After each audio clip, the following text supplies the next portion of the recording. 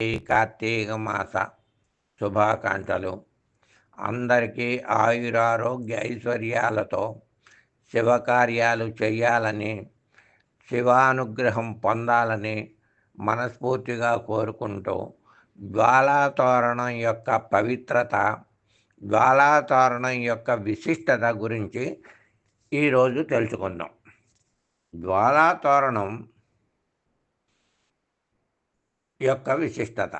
మృంగెడిది గరళమని తెలిసి మృంగెడివాడు ప్రాణ విభుడని మేలని ప్రజకున్ మింగుమనే సర్వమంగళ మంగళ సూత్రము నెంత మది నమ్మినదో. ఈ యొక్క శ్లోకాన్ని శ్రీనాథుడు రాశాడు. జ్వాలాతోరణం పదం పురాణ ప్రసిద్ధమైనటువంటిది. దేవతలు, రాక్షసులు అమృతం కోసం సముద్రాన్ని చిలికినప్పుడు మొదటగా హాలాహలం ఉద్భవించింది. ఇది లోకాలను సర్వనాశనం చేసేటటువంటి ప్రమాదము ఉన్నందున బ్రహ్మాది దేవతలందరూ కూడా ఈ ఉత్పాతం నుంచి రక్షించవలసిందని చెప్పి దేవుళ్ళకే దేవుడైనటువంటి ఆదిదేవుని ప్రార్థించారు. వారి ప్రార్థనను మన్నించి మహాదేవుడు హాలాహలాన్ని మింగటానికి సిద్ధపడ్డాడు. ఆ విషయము తెలిసినటువంటి పార్వతీదేవి చాలా కంగారు పడింది. మహాదేవుడు హాలాహలాన్ని మింగటానికి సిద్ధపడ్డాడు. ఆ హాలాహలం బయట ఉంటే పైలోకాలను, కడుపులోకి వెళితే అధోలోకాలను దహించి వేస్తుందనేటటువంటి ఉద్దేశంతో మహాదేవుడు ఆ విషాన్ని కంఠం మధ్యలో నిక్షేపించాడు. ఈ దృశ్యాన్ని చూసినటువంటి పార్వతీదేవి తన భర్తకు ఎక్కడ ఆపద వాటిల్లుతుందో అని భయపడింది. కానీ ఆయన మహాదేవుడు, ఆయనకి ఆపద వాటిల్లటం ఏమిటి?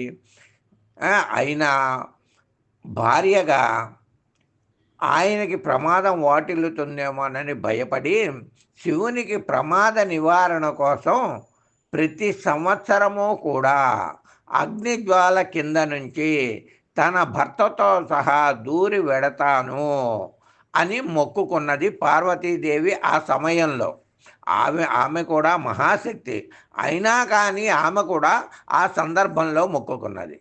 మహాశివునికి ప్రమాదము జరగలేదు కనుక ప్రతి సంవత్సరము కూడా కార్తీక శుద్ధ పౌర్ణమి నాడు రాత్రి శివాలయాలలో, ఎక్కడ శివాలయాలు ఉంటే అక్కడ శివాలయాలలో సాయంత్రం పూట ప్రదోషకాలంలో అయినా పర్వాలేదు, ఏ సమయంలో అయినా కానీ ఎండుగడ్డితో చేసినటువంటి తోరణమును 2 కర్ర స్తంభముల మధ్య కట్టి దానిని అగ్ని ముట్టించి ఆ తోరణము జ్వాలగా వెలుగుతుంటే ఆ జ్వాల కింద నుంచి శివపార్వతుల యొక్క ఉత్సవ విగ్రహములను కానీ లేదా పల్లకిలో ఉత్సవ విగ్రహాలను పెట్టి 3 సార్లుగా మోసుకొని కానీ వెడుతూ ఉన్నప్పుడు ఆ యొక్క చొరకలు పైనుంచి మీద పడటం కూడా జరుగుతుంది. పడటం వలన నష్టమేమీ లేదు, ఉపయోగమే తప్ప. కాబట్టి జ్వాల వలె వెలిగేటటువంటి ఈ తోరణాన్ని జ్వాలాతోరణం అంటారు. ఈ పల్లకీని పట్టుకొని ఉత్సవ విగ్రహాలను పట్టుకొని 3 సార్లుగా జ్వాలాతోరణానికి ప్రదక్షిణ చేస్తారు. ఈ 3 ప్రదక్షిణాలు చేయటం వల్ల జ్వాలాతోరణానికి భూప్రదక్షిణ చేసినటువంటి ఫలితం అని చెప్పి శాస్త్రం చెప్తుంది. కాబట్టి ప్రతి ఒక్కరూ కూడా ఈ జ్వాలాతోరణం యొక్క పవిత్రతను తెలుసుకొని కార్తీక మాసంలో మీకు దగ్గరలో ఏ దేవాలయం ఉంటే ఆ దేవాలయంలో ఈ జ్వాలాతోరణం యొక్క కార్యక్రమంలో పాల్గొని మీరు కూడా ప్రదక్షిణ చేసి ఆయురారోగ్య ఐశ్వర్యాలు సంపూర్ణ ఫలితాలు పొంది అందరూ కూడా శుభంగా ఉండాలని సర్వే జన సుఖినో భవంతు. సమస్త సన్మంగళాని భవంతు. లోకా సమస్తా సుఖినో భవంతు. లోకా సమస్తా సుఖినో భవంతు. లోకా సమస్తా సుఖినో భవంతు. శుభం భవతు. శుభం భవతు. శుభం భవతు. జ్యోతిష్య వాస్తు ప్రవీణ కాశీనాథం సుబ్రహ్మణ్యం, గాంధీనగర్, విజయవాడ 3994930168 శుభం భవతు. శుభం భవతు. శుభం భవతు.